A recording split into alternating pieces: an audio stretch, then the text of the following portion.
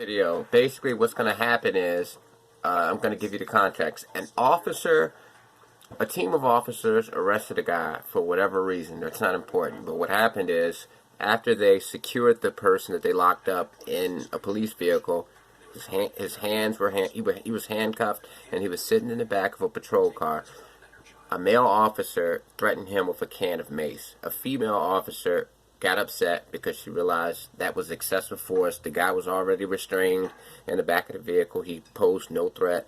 She tried to intervene and stop him from doing that, so the male officer choked her out. Pepper spray, but doesn't use it.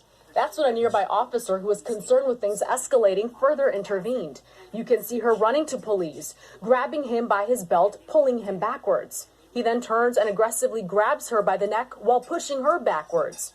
Sergeant Police is then seen on video going back to the squad car, slams the door before pointing and yelling back at the officer who is trying to de-escalate the situation. Chief Rosa says he's proud of the officer who is trying to intervene, praising her good leadership during a tense situation. Weeks sent a letter to... Alright, and everybody is saying in response to this video, if this particular officer is this...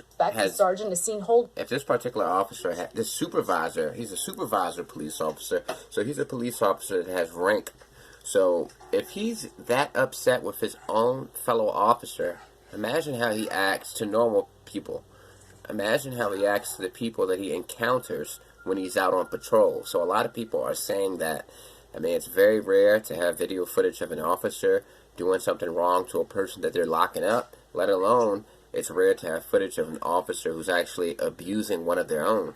So basically this guy has been relieved of supervisory duties, and I don't know if they've relieved him of duty pending investigation or if they just fired him outright, but I think it's sad. I think this reflects a larger problem in law enforcement, which is officers who can't control their rage.